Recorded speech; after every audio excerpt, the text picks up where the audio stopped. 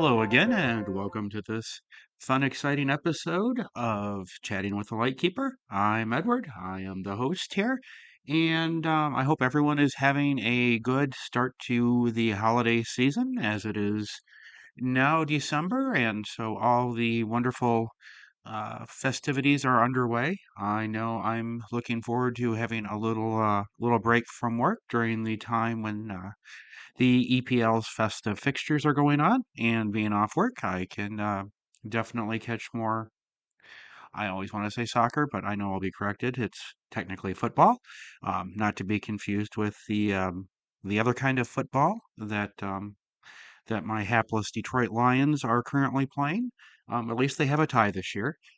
Anyway, um, I guess kind of starting off with right away.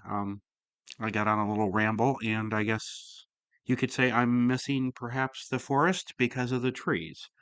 It's something that I've heard more than a few times in my life, especially in college from professors, that I was so hyper focused on some trees and some paths in those trees, I didn't see the larger picture or the larger solutions because I hyper focused in a little too much on a few too small of trees.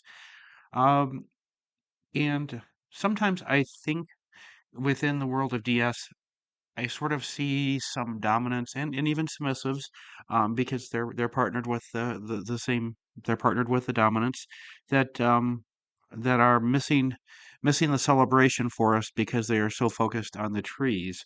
And the trees that I see them focusing on are not the positive ones to celebrate success that the structure is of the relationship is bringing to them, but they're so focused on the making the structure or building the structure and enforcing it that the trees are sort of negative. Like there's so many rules or even punishments that are sort of pre-made for rule violations. You know, if you break rule 27, then punishment 22 is automatically triggered, and this is all written out and it's all set in stone.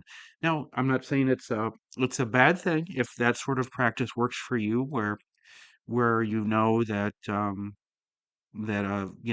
violation of the structure in this area causes this as the consequence. If that works for you, that's fantastic. But what I see happening is so often that's where like the focus is in the relationship is that structure and what happens when things are not done properly in the structure and what you know oh once again wonderful word is escaping with the repercussions. Thank you, that's my word, repercussions, what the repercussions for that will be. And so rather than kind of focus on repercussions, punishment, and correcting and all of that, I really think that a lot of people in lifestyle should change their view from looking at the kind of the negative side. I mean, no one likes to be punished. No one likes to do correcting. No one likes to be corrected.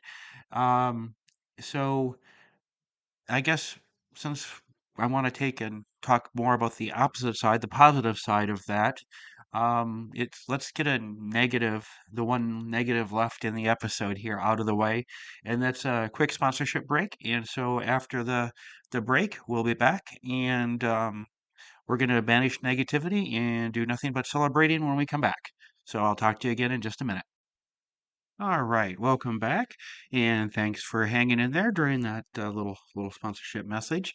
It helps me get to my daily Starbucks, which, well, at least Monday through Friday is much needed because trust me, if you are one of the people that are one of my direct reports, the last thing you want to do is deal with me without coffee. So that's what that little message does. Anyway, back to keeping things positive and celebrating. Um, since we were chatting about so much kind of on the negative side, at least for me, I view it as a negative when we talk about rules, breaking of rules, and correcting from rule breakages within the lifestyle. And it seems like that's something that gets talked about quite a bit. But for me, honestly, the best thing that I enjoy the most in the lifestyle, it's not some wonderful kinky playtime or uh, a a fetish toy or any of that, but the absolute best thing, the thing that I love the most about the lifestyle is um, seeing my submissive partner grow and achieve. And it's not a yay me moment where I'm excited because for some reason I think I'm the reason they succeeded. That's certainly not it. It's to see how proud they are that they've succeeded, that they've reached a goal, even a small, even a small one. Big ones are great, but the small ones really, it's kind of like since it's the holiday season, that saying, that sometimes the small gifts are the best gifts. And the small successes often are the best successes because, in my mind, they're the stepping stones to the big successes that we all want to achieve and we all want to have in our relationships. So that for me is the best thing in the world when it comes to DS is kind of knowing that the structure that was created caused the submissive to succeed and to achieve, and they're the ones that did the hard work. So it's great to sit back, smile, and applaud because they did the work, they did the effort, and they're getting the rewards. And so that's the that's really kind of where I want to talk about is structure. And we were talking about how oftentimes you see dominants and even submissives where they've kind of either pre-crafted or have crafted the structure that's so monolithic and so huge that it just seems to dominate the relationship. Or if they're unattached, it's almost like they've created the perfect partner in mind with a structure they've created, and now they're searching for somebody to kind of, once again, holiday reference, fit in the cookie cutter that they've created for what their partner is going to look like.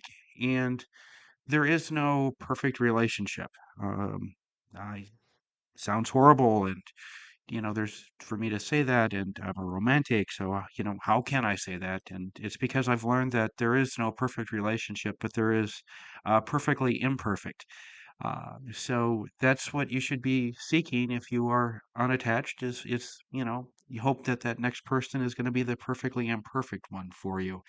Um, and to go along with that, because it is DS, the structure and accountability is there, or should be, in my mind.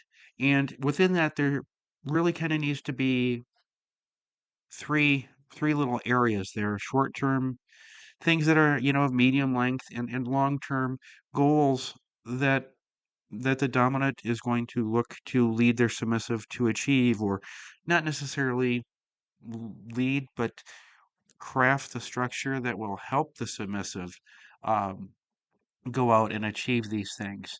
And I think it's very important for dominants to realize when you're doing this, and this is a together project. This is not Dom thumps chest and says, "You go back to school now. You get college degree. You become nurse." No, that's not how it works. It has to be a mutual desire. I mean, you can't. I mean, you can try and force a person into a mold, but it'll never stick because it's not what they're meant to be. So it has to be a mutual discussion and mutually created structure to get to the goals.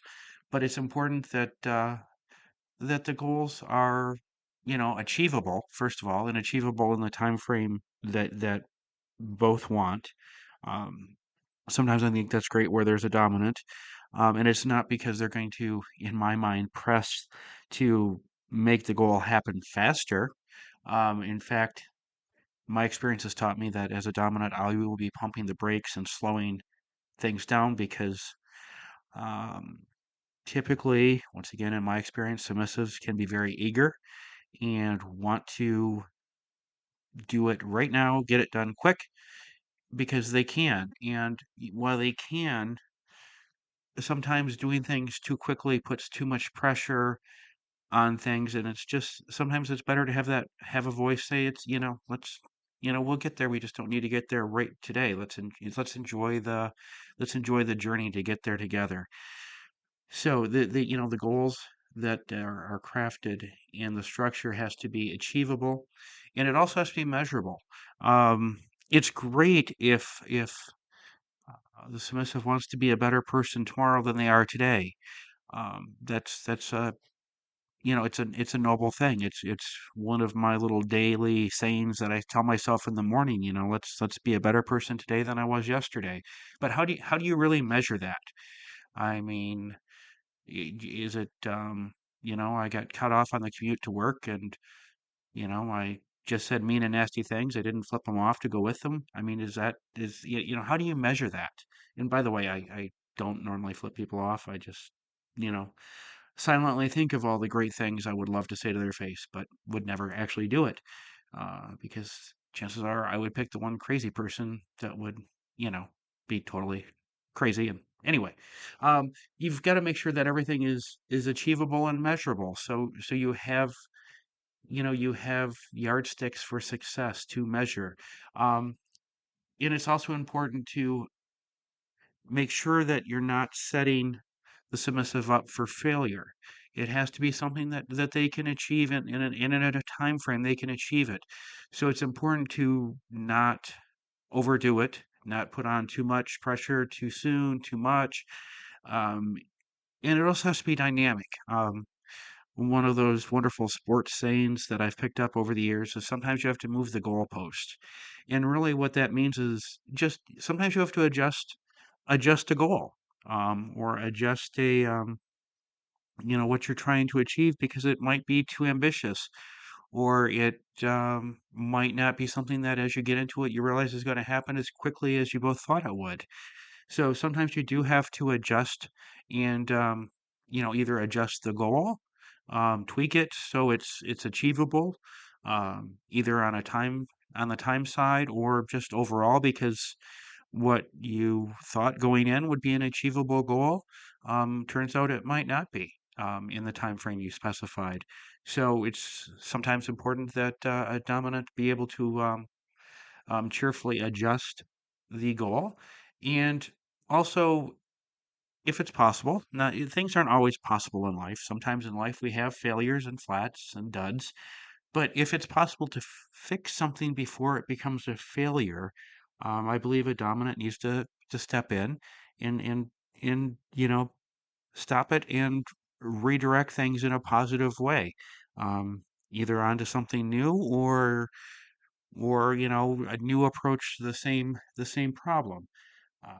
There's the saying that you catch more flies with honey than with vinegar, and I think it's important that as you work through this process, is that dominants remember that you want to use a lot more honey than vinegar, and like we were talking about in the very beginning, there are so many vinegar focused people out there that I think it'd be better if they went to the cupboard, poured some of that vinegar back in the jar, and opened up a new bottle of honey and started applying that liberally to their relationship rather than continuously dumping vinegar in there. So the other thing that dominants really need to focus on, and that's celebrating the successes that the submissive has, even the small ones, especially the small ones. When success is recognized, the submissive is going to see the dominant cares. Not only that, and this is probably even more important, by recognizing successes, especially small ones that might, not be such a big success that it's break out the spotlights and the fireworks and celebrate, but just the little ones that are happening on the way to the big one. It shows that not only does the dominant care, but they're paying attention. They're they're on top of what's happening. And so it really helps build everything in a relationship. Um, and it's also important for dominants to be consistent as they work with their submissive to achieve. Um, and sometimes consistency, it might sound strange, but naturally it's going to want to wane over time. And what I mean by that is not that the dominant um, is going to stop caring, stop asking, but in the beginning, when you say you're working together to break a bad habit, um, there might be daily questions or 2 or 3 times a day. Um, Pick the one that pops right to mind, and I'm sure when I said bad habit, most of you thought of it. Smoking. Did you go out for a smoke at lunch? Did you have a smoke after dinner? Those types of questions are going to be asked by the dominant supporting, and then over time, when the submissive is on the right track, it's just naturally going to lessen. You're not going to need to ask 3 times a day. It's not that the dominant cares any less, but it's a sort of like a maturation, just like a person. You don't need to be, you know, the older child doesn't need to be a kind of supervised as much or in the same way. And not saying submissives are children. That's not what I'm trying to say, but it was just an analogy that over time, hopefully, there will be need there will be the need for less and less continuous focus on it as you work towards building and replacing the unhealthy habit with a healthy one. But during that time, while maybe it's not something that's getting asked every day or multiple times a day, I think dominants should sort of quietly schedule, and they can use technology here, dominants. Plug it into your calendar on your smartphone, or if you're a calendar keeper, and use it with your Outlook. Whatever method works for you, but kind of schedule a little time to just set aside time to sit down and have a positive chat about progress and how things are going, even though you're not, for example, asking every day. So it's just a little thing, but it's keeping you and keeping it top of mind to keep it going and keep it building, because consistency in the lifestyle does equal caring. And also, it's important to reward progress. If it's that smoking habit and it's been a week, you know, don't necessarily. I don't think a dominant needs to say, if you don't smoke for a week, you'll get X as a gift, and if you don't smoke for 2 weeks, you'll get Y as a gift, and you don't smoke for a month, you'll get Z as a gift. Um, Sometimes I think those are a little counterproductive, but rewards, when as a dominant, when you see progress or you see something exciting happen, reward your submissive, and it doesn't have to be a gift. It doesn't have to be material. Um, the greatest things in life are truly free. Reward them with praise, time, attention. Let them know how proud you are. That'll mean more than a dinner at their favorite restaurant. I guarantee it. Um, y- Getting back to what I was saying about having like rewards pre-programmed, yes, it can be great, especially if it's a huge ambitious goal, uh, like going back to school. Uh, to have a big, say, material reward at the end of that long journey. Hey, when you complete your degree, we'll take a cruise. That can be great. It can be kind of a nice thing to have out there to look forward to for both of you, because something like that is something that's going to be that's going to weigh on the relationship and be good and bad and stress at different times for the relationship. So it'll be nice to have that for everyone to look forward to at the very end.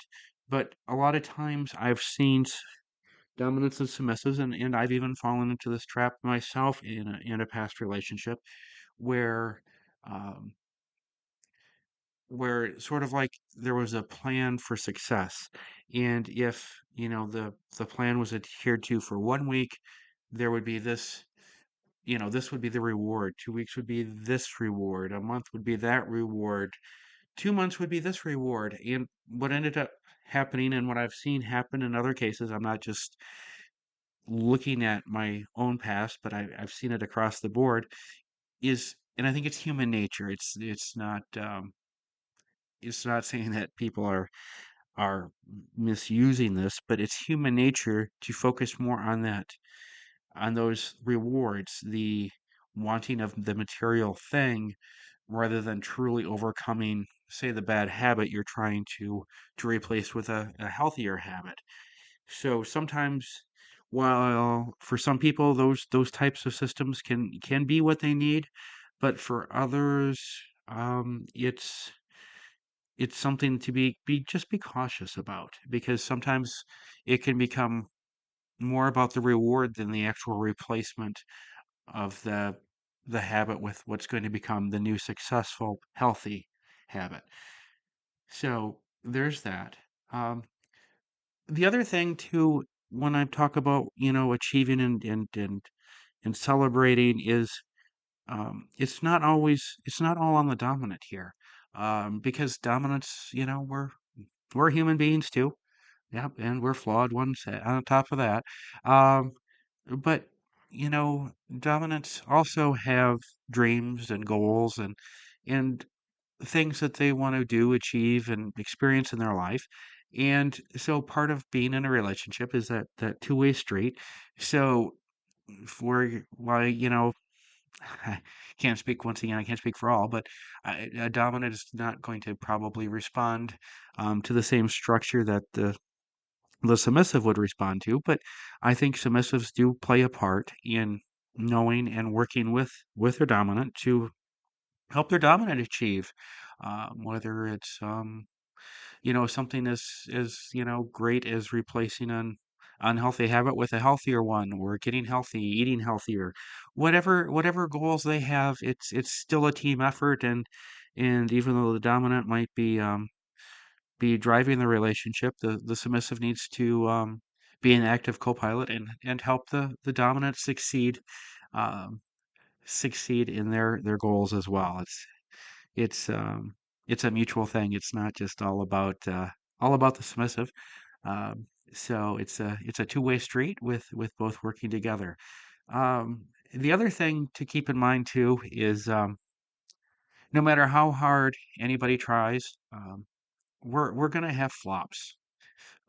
Things are gonna sometimes not go the way we planned them, especially when we're trying something new or trying to replace, that bad habit.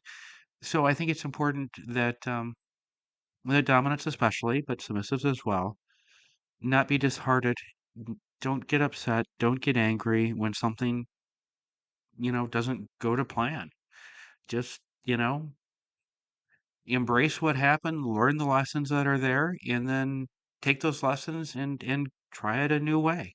Um, there are a lot of sayings about, keep trying until you succeed. Just don't keep trying the same thing, because doing the same thing over and over and not succeeding won't get you anywhere. But keep it positive. Um, we'll get it right next time, or you know, we're going to get it right. This is what we learned. So let's dust ourselves off and let's try this again. Um, so no matter your role, in the relationship, make sure you're celebrating and keeping it positive, and celebrating your wins together.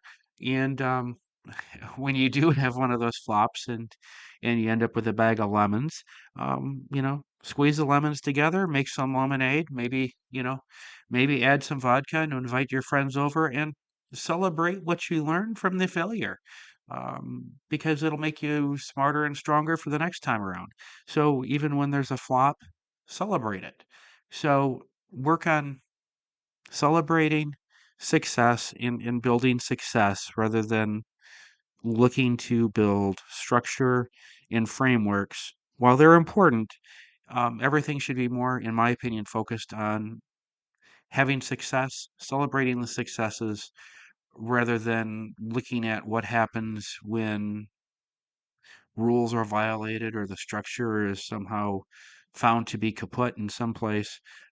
Just celebrate the good, celebrate the bad, and through it all, use the structure of the lifestyle to be a guide. But the more celebrating you do, the happier it'll be. And while there will be times when there will be incidents and corrections, even celebrate those because those are the moments while they're hard, they're not fun. But if you celebrate them because they should be celebrated because it means everybody involved cares enough to correct the problem. So celebrate those as well. So try to keep things positive and look to ways to celebrate rather than look for ways to kind of get weighed down with the negative side. So anyway, I wish everyone a continued happy and healthy holiday season. Hopefully, I will be able to have the time to put together another podcast before Santa arrives. So I will talk to you soon. Thank you very much.